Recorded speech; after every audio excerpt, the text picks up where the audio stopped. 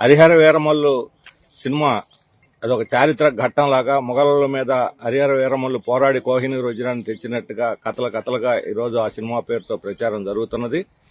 వాస్తవానికి చరిత్రలో హరిహర వీరమల్లు అనేవాడు లేడు.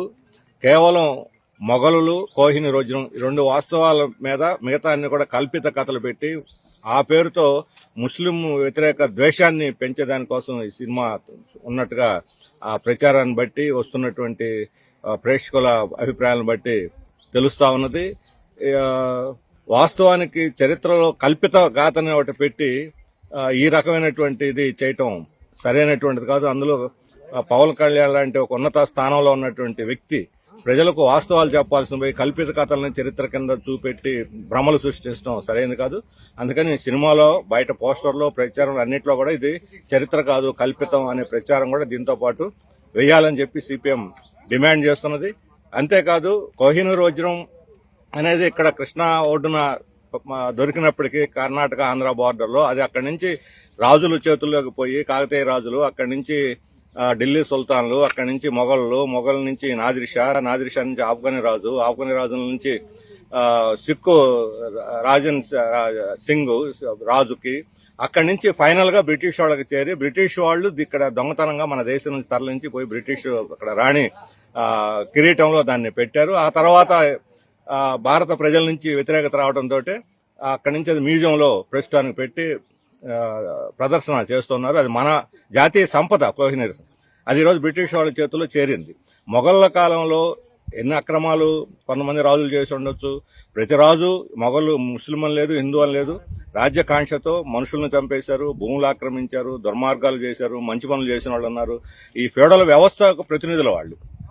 అటువంటి సమయంలో మొఘళ్ళు కూడా చాలా యుద్ధాలు చేశారు, భూములు ఆక్రమించారు. కానీ ఆ కాలంలో సృష్టించబడిన సంపద అంతా మన దేశంలో ఉండిపోయింది. మొఘళ్ళు కూడా ఇక్కడే ఆఖరి మొఘలు చక్రవర్తి కూడా బ్రిటిష్ వాళ్ళతో పోరాడే చనిపోయాడు. కానీ ఆ తర్వాత వచ్చిన బ్రిటిష్ వాళ్ళు మన సంపదనంతా దోచుకొని బ్రిటన్కు తరలించుకుపోయారు. చివరి కోహినూర్ వజ్రాన్ని కూడా తీసుకుపోయారు. ఆ వాస్తవాన్ని ప్రజలకు చెప్పకుండా ఈయన పలుకుబడి, పవన్ కళ్యాణ్ గారి పలుకుబడిని మోడీ దగ్గర ఉంది, కేంద్ర ప్రభుత్వం మీద ఉంది, హోమ్ మినిస్టర్లో ఉంది, దాన్ని ఉపయోగించి ఈరోజు కోహినూర్ వజ్రాన్ని భారతదేశానికి తిరిగి రప్పిస్తే, లండన్ నుంచి బ్రిటిష్ వాళ్ళ చేతుల నుంచి విముక్తి చేసి మన దేశానికి రప్పిస్తే భారత ప్రతిష్ట ఇనుమడింపజేసిన వాళ్ళు అవుతారు.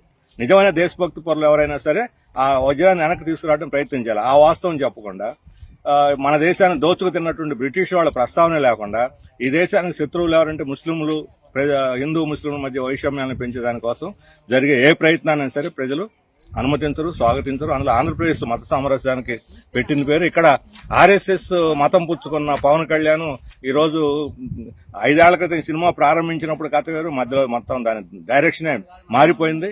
ఈరోజు ఆర్ఎస్ఎస్ ప్రయోజనాలకు అనుగుణంగా దీన్ని తిరిగి పునర్నిర్మించి ప్రజల్లో ద్వేషాన్ని పెంచడానికి దీన్ని తీసుకుంటున్నారు. అందుకని దీన్ని మేము పూర్తిగా ఇది చరిత్ర కాదు, ఇది కల్పిత కథలు ఎన్నైనా తీసుకోవచ్చు. బాహుబలి లాంటి సినిమాలు వచ్చినాయి, ఇటువంటి ఎన్నో వస్తుంటాయి.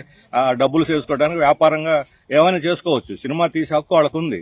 కానీ కల్పిత గాథని చరిత్రగా చెప్పి ప్రజల్ని తప్పుదారి పట్టించే హక్కు మాత్రం ఎవరికి లేదు. అందుకని ప్రతి ప్రచారంలో, ప్రతి అడ్వర్టైజ్మెంట్లో కూడా ఇది చరిత్ర కాదు కల్పిత కథ అనేది వెయ్యాలని చెప్పి మేము డిమాండ్ చేస్తున్నాం.